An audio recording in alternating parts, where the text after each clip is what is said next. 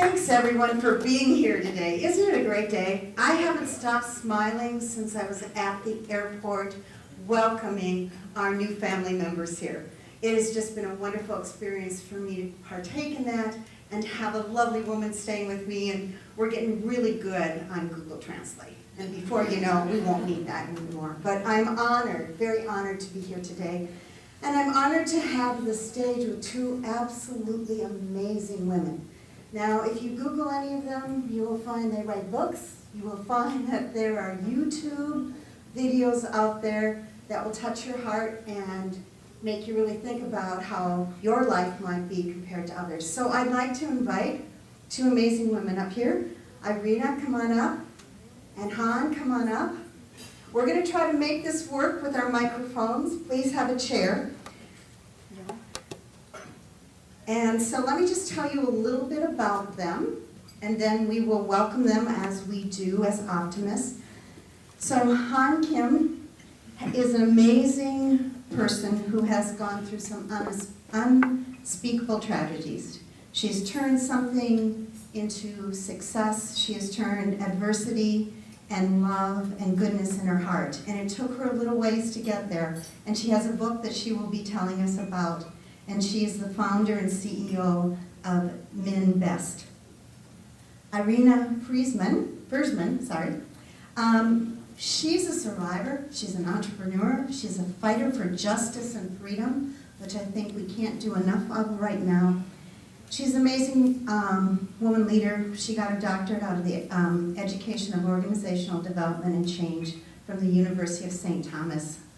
I'd like us to do our Optimist welcome, and please stand up and greet them.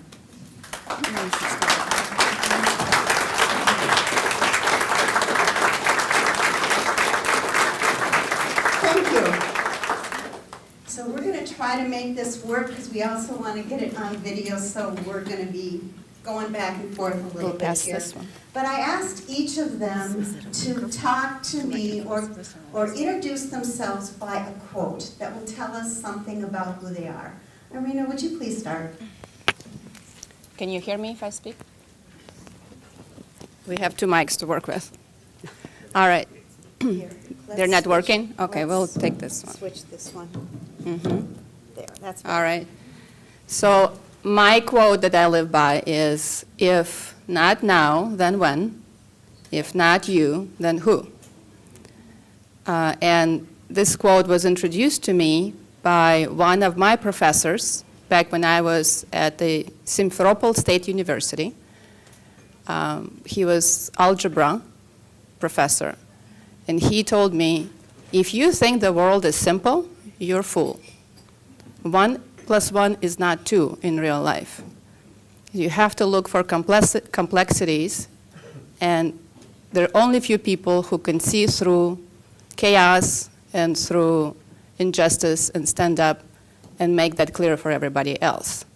And if you see it, you have to do it, because most people don't.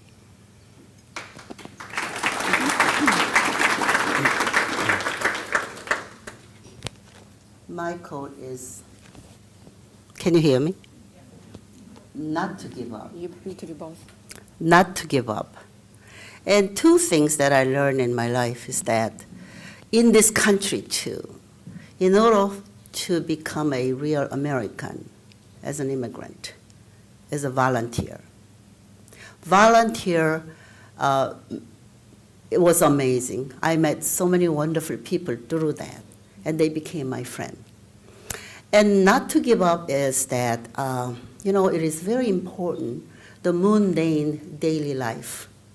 You just do not give up, and you complete your task daily, and not to give up. That is what I'm here because of that. Thank you.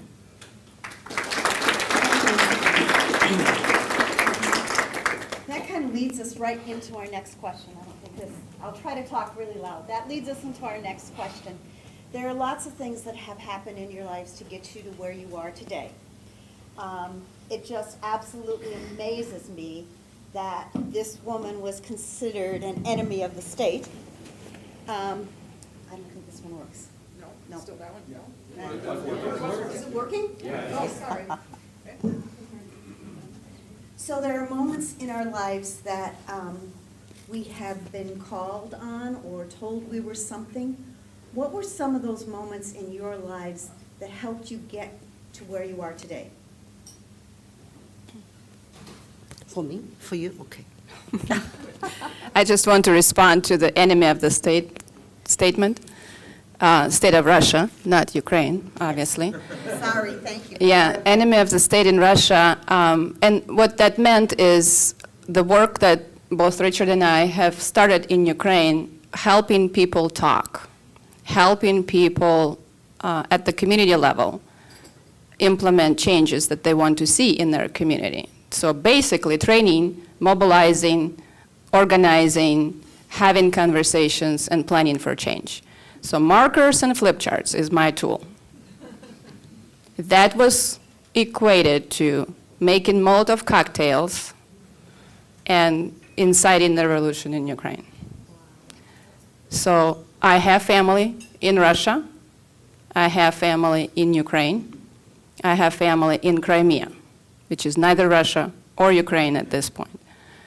But the hard part in terms of being connected and having identities like that split you apart internally, and you're trying to figure out who you are in the midst of it and how you use that part of yourself to do good, is what I think is connected to that statement that Karen said.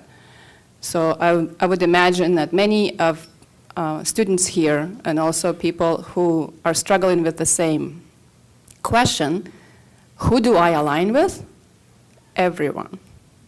Because if you start picking sides, it's just going to get worse. If we can see the common good and if we can unite people for the common good, despite the chaos and crisis and hate and pain, I think that's the way forward. Great.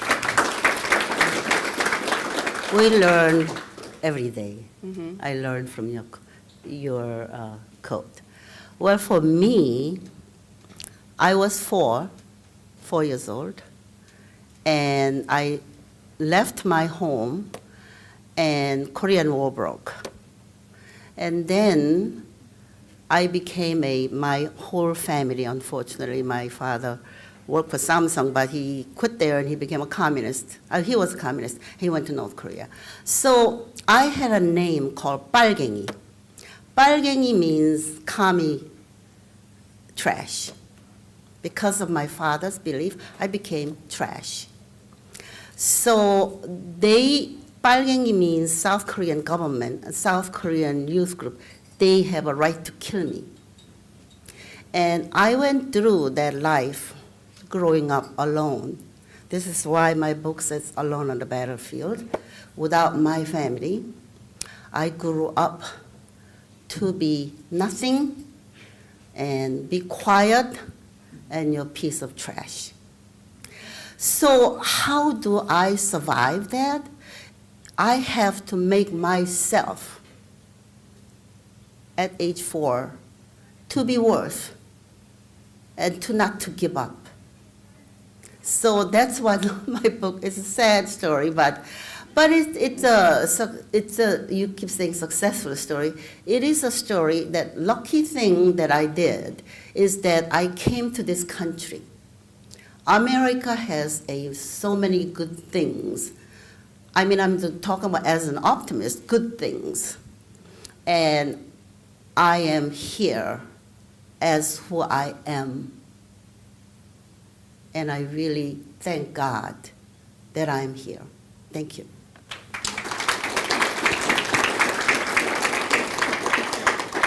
So can you tell us a little bit about your journey and how you ended up coming here and being in Minnesota?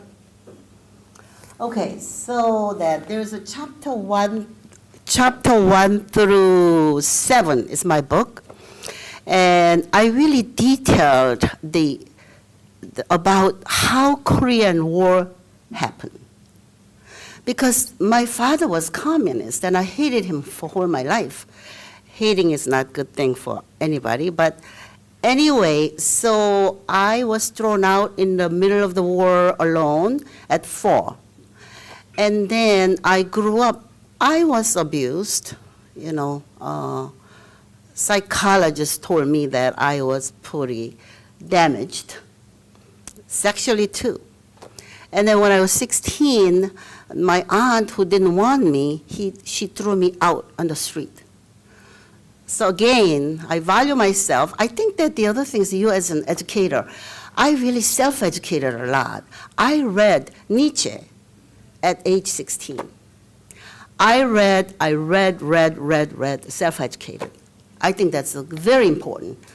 And then when I was 16, I got thrown out, and 1963 in South Korea, there's no work for women. Either you go to brothel, or policeman, or housekeeper. I joined the military. I joined the Korean military. And I stayed there for 3 years, went to high school there. And then I worked for U.S. military K-9 guard for 5 years because of my military experience. Then I came to Minnesota, married somebody from Minnesota. But then I supported him, but in spite of, I thank him that he brought me here. And I think my book, the chapter 7 is, it's unbelievable. I became a board of regent of University of Minnesota, first Asian to serve. Thank you. I went to university at age 35 as a single mom, but the system in this country is so fantastic. As a single mom, there is a help. And then I could go to school. And then if I compare with Korea and here, are you kidding me? In South Korea, me become a regent at the major university? This country can do that. So that's why I love America, and I'm an American. Thank you. Thank you. We have something in common. My husband brought me to Minnesota. You have a good husband. I know. He's still here. Say that again. Yeah, I have a good husband. I'm not supporting you yet, but that might be coming. So that's how I ended up in Minnesota. But the journey started when I was 15 years old. And many of you have heard me talk about the collapse of Soviet Union and the journey that myself, my sister, and my mother took from Far East military base to Ukraine. A long train ride, living on nuts and chocolate for that week as a way to sustain ourselves. But the most important piece about that, the collapse of system that you have entrusted everything in, the loss of everything overnight, the killing of your father, not knowing how to survive without a provider at that point. My mom didn't work. We were still school-age children, 15 and 11 years old. So suddenly, my mother didn't know how to live. She was suicidal, and I took over the role of the head of the household and said, we're moving. We're moving to where you're from, where your family is from. We went to Ukraine and stayed with my mom's family in the village. Second challenge was my family in the village didn't believe the girls should really go to school. I was the first one to go to university, and everybody said, you're never going to get in. Why not? So I did. When I was at the university, starting to apply for the program in information technology, everybody said, girls don't do that. Why not? So I ended up one of 2 girls in 80 persons class for information technology and computer science. So it was always doing something that others told me you shouldn't, or you can't, or it's not for you. That's the journey to get here. And I ended up in the prison once in Ukraine for standing up for somebody else's rights. And at that point, I decided that I just can't continue to get myself in trouble all that much. And I was looking for a different path and different way. This is where Richard and I met each other, and I decided to move to the United States. Maybe after you retire and I retire, we move back to Ukraine. Yeah. That would be a really good idea.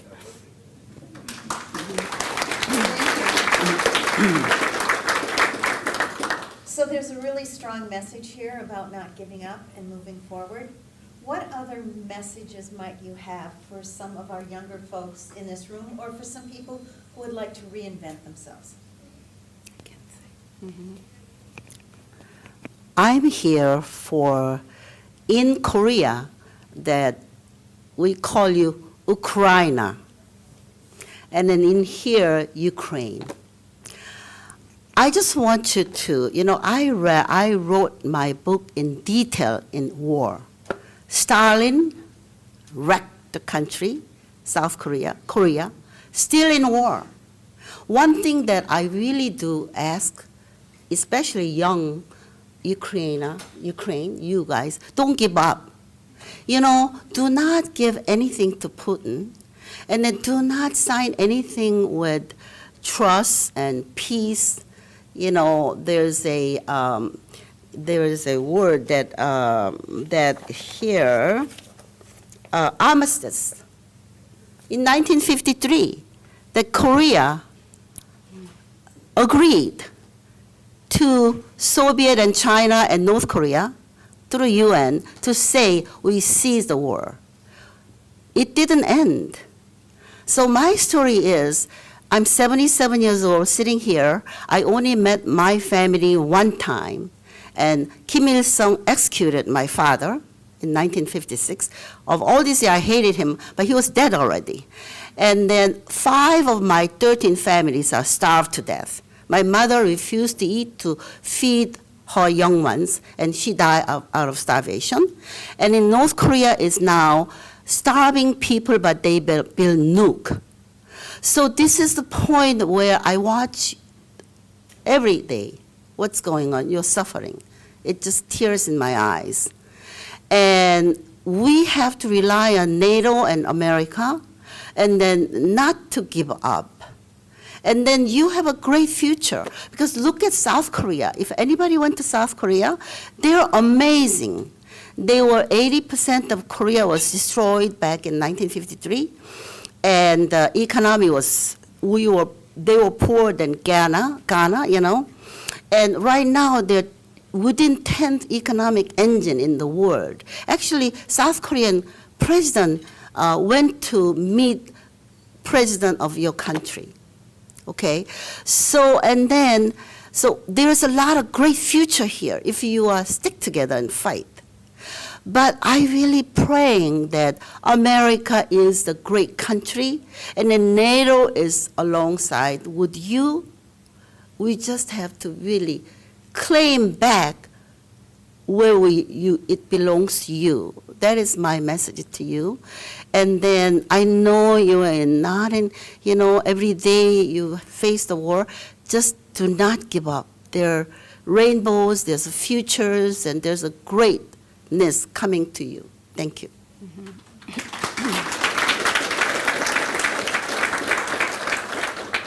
Part of why we're here, our first day of our program is here to inspire optimism. To what Dave said, it's not that we don't believe bad things are happening, but that's why optimism is so important. When things are happening that feel like so horrible and there's no way out, that's when hope and optimism really is necessary, really critical. My message to not just Ukrainian students, but anybody who is struggling, there are so many struggles in the world, right? War is horrific. Mental health that we're struggling with in the United States is horrific.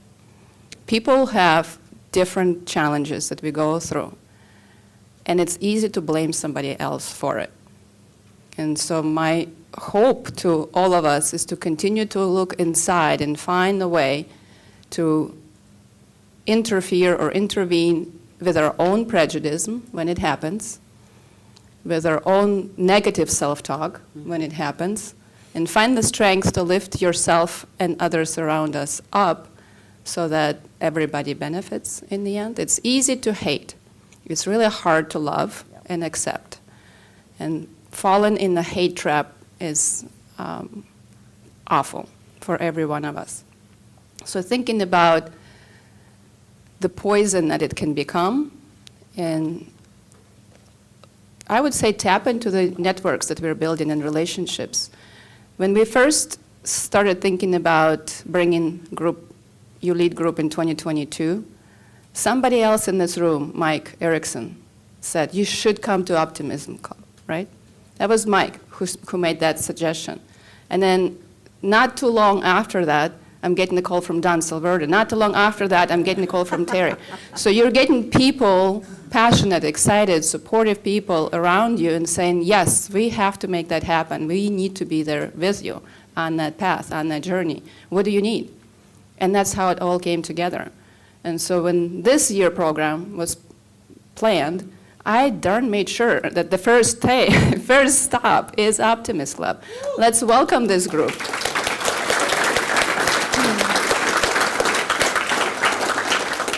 Thank you. And when students, you're 14 to 17, right? We have 14 years old to 17 years old. And you're double that age already. You've matured so much in the last 2 years. So it's hard to lose your childhood to 2 years of war. It's painful to being able to look back and see what life was like and what it is now. And there is a better future because you're here. And you will make a difference for yourself, your families, and your communities that you're part of. And this group of optimists is going to be right there with you.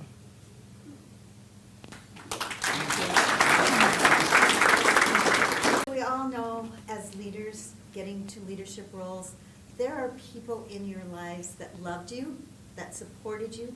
How did you find those individuals that help you get to your leadership capacity and ability of where you're at right now?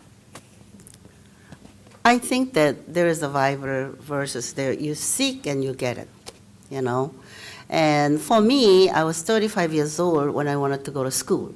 I sent my ex-husband to go to school, but it didn't work out good. So I, instead of, went to school at 35 years old. And you know what? I really believe that there are so many people. I'm sitting here in my book. By the way, if anybody's interested, I got bookmarks that if you want it. But anyway, just group of people, like women especially, the women's movement and civil rights movement really put into the University of Minnesota where that they're not picketed or they're not doing that, but they were there for me. And then again, volunteer. I just kept volunteering because I don't want to stay in the corner as an immigrant in Korean community and just pout. I do pout sometimes, but however, so I just seek the volunteering, and then suddenly they asked me to be a board of directors. They asked me, like last one I served as a Hennepin Avenue United Methodist Church, that huge church. I was a trustee chair, for God's sake, So when you do volunteer work, you meet people with a good heart. I was at Rotary Club.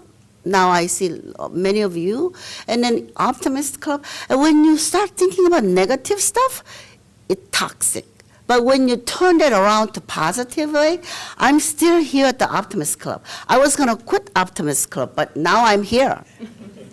So what you do here is that, and I hated my father, but then I think it was a hate and love relationship, and now I love him. And, so when people look at my face, I don't have like very bitter face because I stay in bitter a little bit, but I'm much more positive. Maybe 1 minute bitter, maybe the rest of the whole hour I'm positive. And I'm with you beautiful people. You're all beautiful people. That's what is going. Thank you. You're a force of nature. Isn't she a force of nature? I think that's the term I heard. What makes somebody a force of nature? So when I look at you, Young, I'm aspiring to be somebody like you with as much energy as you have.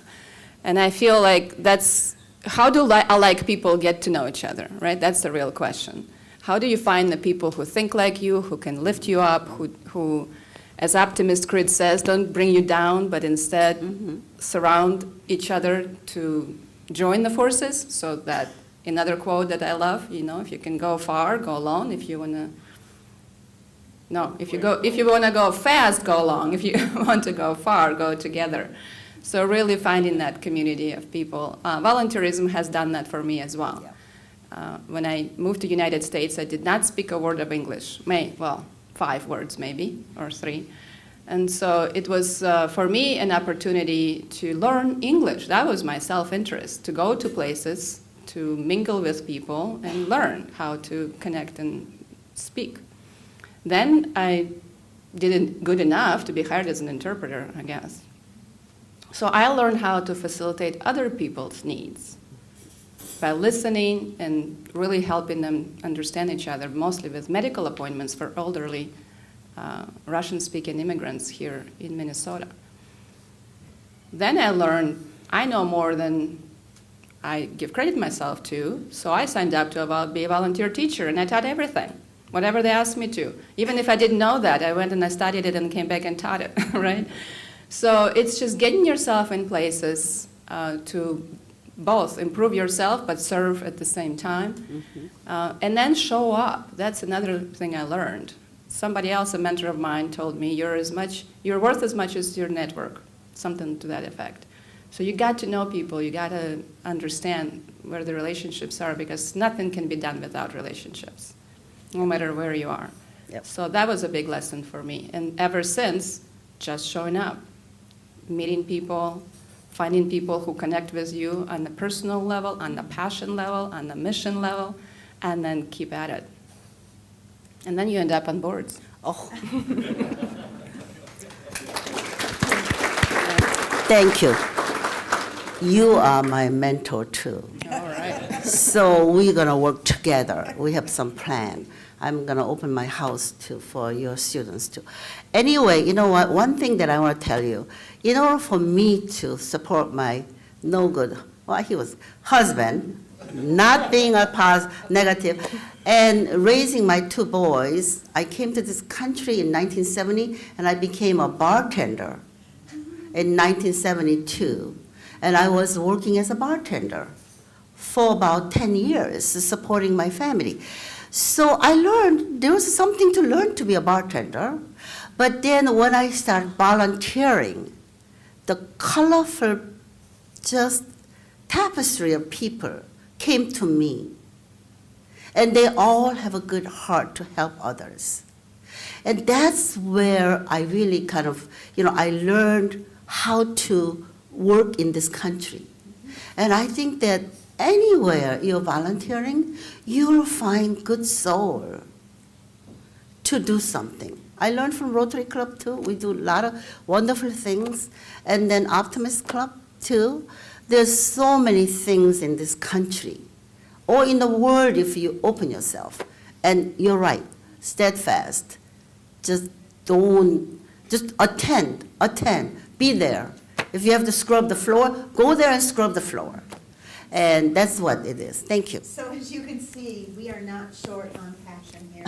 And I think this room is full of passionate folks. But I'd like to open it up. I'm sure there's some questions here in the audience, and I would love to hear from you. Can you shout your question? Here. Let's wait. This deals with a stretch on your optimism. And when I look at your homeland countries, for at least 750 years, it's been a mess. Yeah. Be it Korea on one end of it, or Ukraine. I'm just kind of interested in your hopeful future. What's your hopeful future? Well, for Korea, it is already a hopeful future that Korea built. From nothing, from 1953, if any, South Korea honor the Korean War veterans. And when they go back to Korea, they literally cry. because where they were and where they are now is incredible. Anybody wants to go to Korea, I like to take you there. And they have a great future. Unfortunately, that Kim Jong-un is there, and then, similar to, Ukraine, there's a Russia, and there's a China. So now the South Korea is aligning with, of course, with the USA. Well, the one thing that Seungman did great job back in 1953 is when they seized the war, that we begged the USA to say mutual protection. So that South Korea's development, there's a lot of hard work, like you guys do. So there they are. It's incredible there. Well, USA protected South Korea. So that relationship is resumed back, and that is where I think future will go. You never know the crazy evil. I call it evil. But if we steadfastly align with the right country, right people, and just keep working, but not to lose your center, what is about Ukraine, what is about South Korea. Freedom. Mm-hmm. Freedom is the main thing in my life. And that's what my answer to you. Mm-hmm.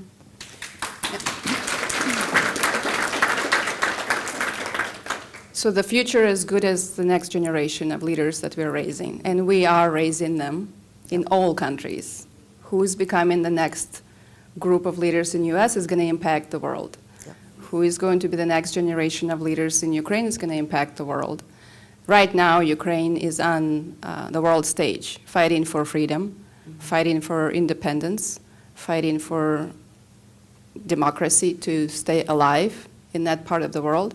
And there's a lot of support for that. Mm-hmm.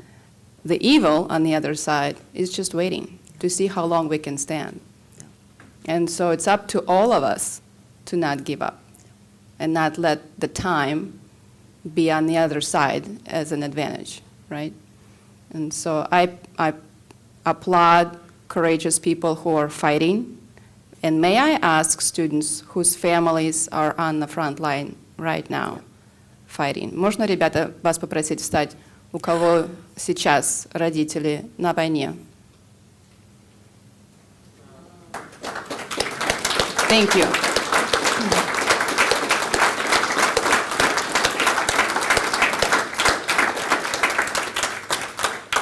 Thank you to your parents, your fathers who are in service, and you for carrying that weight as well. The courage of the family shouldn't be forgotten. They are giving up their fathers to that war and to that situation. So I believe us staying together is going to be the key for what happens next. And I believe that in order for Ukraine to prosper when the war is over, is to hold everybody accountable for how we're going to be allocating resources, engaging the community, bringing new practices into our governance. That system needed to be shaken, and it has been. Now it's time to rebuild in a different way. We can't go back to corrupt practices. It has to change. I just wanted to say thank you, Optimist Club, to bring us together. Oh, yeah.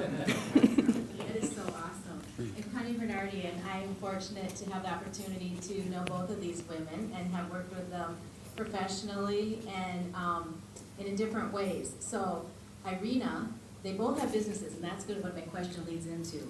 Irina has trained me in participatory facilitation, or refreshed me in that, and she brought up someone might know's business, and I have to say, she is the top training leader that I've had amongst one other person, and so she is amazing, so I'm putting a plug in. And then Hyon, she has, I was the higher education chair, and I know how hard it is to get to be a regent. It's really hard.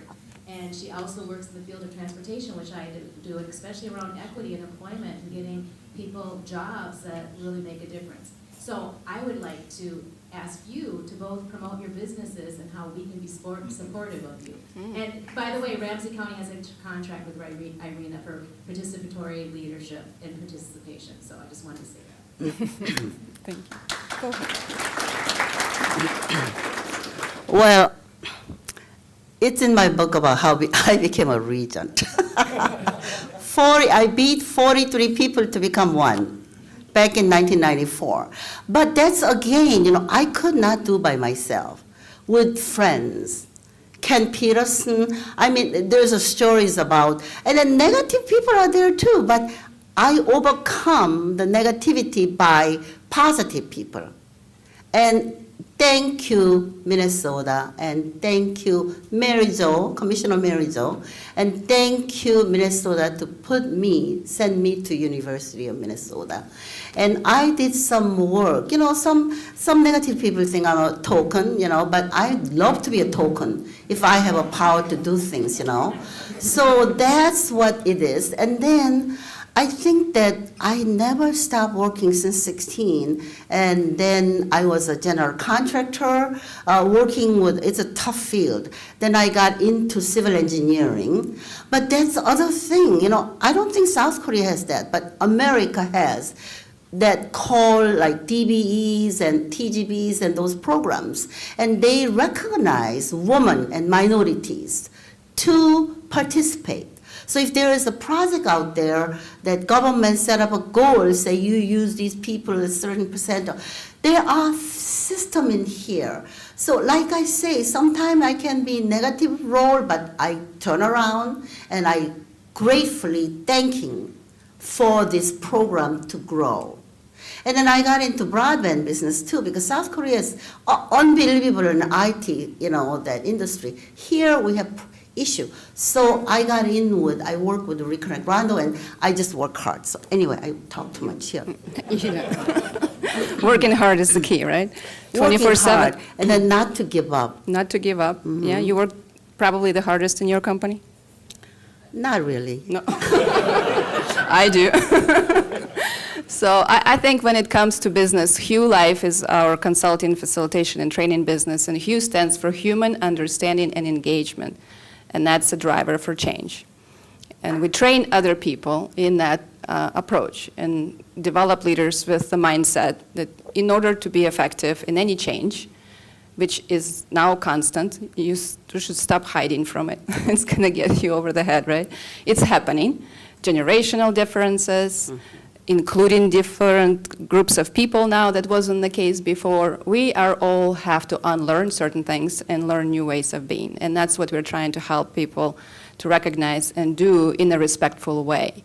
So there is no shame, blame, or a sense of loss, right? It's more about lifting, engaging, and collaborating together for building something that will benefit all. Maybe not to the degree that some of us used to like to be benefited, right? So there's always going to be share of power, structure, resources that will look and feel different. So that's what we do in our business, and I think we're successful because the mission behind it. So it's walking the talk. It's not just doing that for another contract, it's doing that and seeing change through and being there with our partners, mentoring, present, continue to transfer the skill and support those leaders who inevitably, going back to their hierarchical structures and systems of, especially in public sector, right, controls that are established, that you have to figure out how to shift and change culture within. It's hard, it's not easy. And so being there for folks is a key for us. So training is becoming more and more important piece. I refused to be a disadvantaged business owner, so I'm not getting those points. Because I am just as equal player in the field. I don't want to be looked at disadvantaged from a size or a gender. So that's kind of my stance against the system that's in place right now that could benefit us, and I'm not taking that. Thank you so much. Our Optimist Club is full of amazing women, amazing individuals. Here are two beautiful stories that we heard today, and I know there are many more stories in this room of things that folks have overcome to get here. I think your journey has been a little hard at times. I think you are resilient women. I think your passion shows immensely, and we can tell that there's love in your heart. So please join me in thanking these two lovely women for spending their afternoon with us.